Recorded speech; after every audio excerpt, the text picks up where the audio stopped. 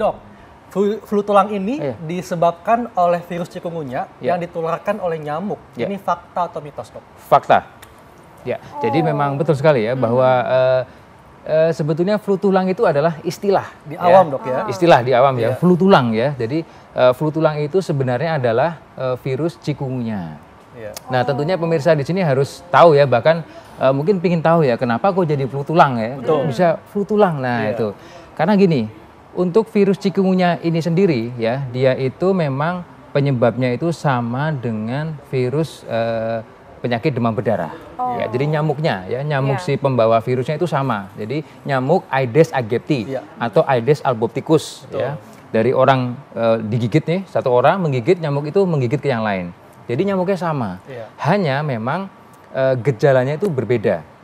Nah, ada dua gejala yang berbeda ya. Gejala berbedanya adalah bahwa pada chikungunya ini rasa nyeri di otot dan di tulang ini nyerinya luar biasa. Dan itu bisa berkepanjangan, bahkan lama, bahkan sangat lama.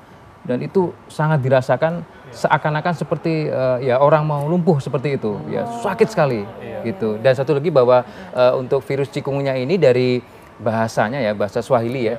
Awalnya itu artinya adalah membungkuk, melengkung. Nah, kenapa seperti itu? Karena biasanya orang-orang itu saking gini, Dok, nyerinya ya? sampai dia membungkuk. Gitu. Dok, katanya ini penyakit flu tulang atau yang berasal dari chikungunya itu adalah penyakit khas wilayah tropis. Itu fakta atau mitos? Ya, fakta. Ya, itu fakta ya. Jadi memang untuk virus ini memang khasnya di tropis ya. Awal mulanya dulu ada virus chikungunya ini ada di Afrika ya, di Tanzania. Itu sekitar tahun 1950 sekian. Awalnya dari sana, kemudian dia masuk ke Indonesia sekitar tahun 1970 atau 80-an. Di Samarinda pertama kali, Dok ya? Oh iya, Samarinda betul ya. Iya, awalnya tahun 1990, kemudian sempat terjadi wabah di Indonesia. Dan juga sempat terjadi KLB atau kejadian luar biasa sekitar tahun 2000-an. Dok, ini juga penonton ingin tahu, Dok. Kalau pada chikungunya, ini sendi yang diserang sendi yang mana nih? Apakah lutut, pegangan tangan, atau jari-jari? Ya, biasanya memang sendi-sendi tulang panjang ya, daerah kaki, ya, lutut, kemudian di pergelangan jari tangan dan jari kaki, ya, jari tangan, jari kaki, kemudian lutut, itu nyeri sekali. Kemudian punggung juga, ya, tulang belakang, punggung, itu nyerinya luar biasa. Di samping juga ada gejala-gejala yang lainnya. Gejala-gejala lainnya adalah demam, Dok ya? Ya, betul. Ini demamnya sama nggak dengan DBD? Naik turun atau tidak? Ya, beda ya. Jadi kalau demam berdarah itu dia demamnya tinggi terus ya. Tinggi naik turun kan? Naik turun. Biasanya turun setelah pemberian obat sih kalau yang demam berdarah. Kalau memang polanya agak berbeda. Ya, tidak mirip lah semacam itu. Walaupun sama-sama. Flu tulang itu biasanya tidak berakibat fatal. Ini fakta atau mitos? Tidak berakibat fatal. Ya. Ini saya sebut dengan mitos. Ya. Berarti berakibat fatal, Dok ini. Jadi gini, bisa berakibat fatal jika gitu ya, jika tidak ditangani dengan baik dan benar ya. Maksudnya begini. Jadi untuk khusus ya, kita sebut ya, kita berbicara di sini virus chikungunya. Memang virus chikungunya ini jarang yang mengakibatkan kematian. Jarang yang mengakibatkan hingga shock. Ya, pendarahan itu jarang pada virus chikungunya ini. Bedanya ada ya, Dok, ya? Dilaporkan ada, sempat ada juga. Walaupun jarang. Oleh karena itu inilah bedanya dengan virus demam berdarah begitu.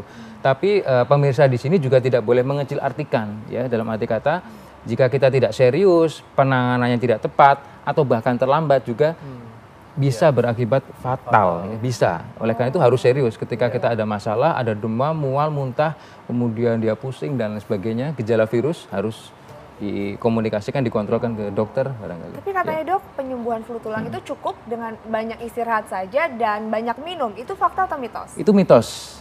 Maksudnya begini ya. Maksudnya kalau hanya cukup dengan air dan istirahat ya, saya kira kurang. Tapi ya dengan istirahat dan air itu juga dua hal yang membantu dan memang itu fokusnya di situ. Jadi betul bahwa virus demam berdarah, virus chikungunya pada dasarnya kita memberikan air atau cairan itu yang utama ya. Tapi tidak hanya dengan dua itu saja. Kenapa? Karena yang perlu adalah nutrisi.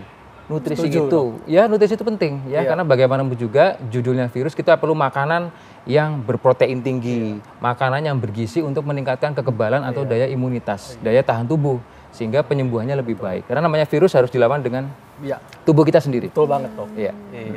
Iya, Dok. Ini juga jika terkena flu tulang, rasa nyeri sendi dan tulang bisa dirasakan sampai berbulan-bulan. Nah, ini fakta atau mitos, Dok? Fakta. Iya, ini betul sekali. Jadi memang kok bisa sampai berbulan-bulan? Iya, jadi itu memang karakter dari virus cikungunya ini. Tapi demamnya udah berhenti, Dok, ya? Iya, jadi gini, ceritanya tuh dia ada masa inkubasi. Masa inkubasi maksudnya tuh semenjak dia tergigit sampai dia menimbulkan gejala tuh sekitar 2 sampai 4 hari ya, sekitar 2 sampai 4 hari. Kemudian masa penyakitnya atau timbul gejalanya itu sekitar 3 sampai 10 hari. Nah, setelah itu nyerinya itu bisa berlarut-larut, bisa sampai berminggu, berhari-hari, berminggu, bahkan bisa lebih dari itu, berminggu-minggu. Sakit sekali. Nah, itu banget ya. Oh, sangat. Makanya tetap butuh pengobatan yang betul serius sekali, juga, Dok, ya. Yang serius yang tepat ya dari dokter dan penang medis. Dokter, ada nggak Dok tipsnya nih, Dok, supaya terhindar dari flu tulang ataupun bagi yang sudah mungkin terkena flu tulang ini bisa mempercepatlah proses penyembuhannya? Oke. Untuk pemirsa ya, tips dari saya buat yang belum terkena nih ya, buat yang belum terkena usahakan untuk lingkungan di sekitar kita dulu ya. Lingkungan ya, tempat-tempat yang bisa menjadi tempat si nyamuk itu tumbuh ya. Kita harus membuang ya barang-barang yang tidak terpakai, kemudian menguras bak mandi, kemudian pot ataupun selokan dan sebagainya, dan menutup. Betul. Ya, dan tidak salah juga kita juga bisa menaburkan semacam abate ya, gitu, menaburkan. Jadi dan tadi ya menutup, menguras, membuang dan menaburkan. Pakai penangkal nyamuk, Dok, ya. Ya, itu bagi nyamuk betul sekali, itu bagi yang belum terkena. Bagi yang sudah terkena tentunya harus menjaga daya tahan tubuh kita. Setuju. Makan, minum, istirahat, cairan cukup. Oke, baik, Dok, terima kasih. Banyak ya. Jadinya oke, nggak terasa 1 jam. Udah semua ini dan saatnya kita pamit. Ya, jangan lupa untuk terus saksikan Ayo Hidup Sehat setiap Senin sampai Jumat jam 1 sampai jam 2 siang waktu Indonesia bagian Barat hanya di TV One. Dan Anda bisa baca resumenya di laman fifa.co.id. Saya Hekal. Saya Intan Samadina. Indonesia, Ayo Hidup Sehat.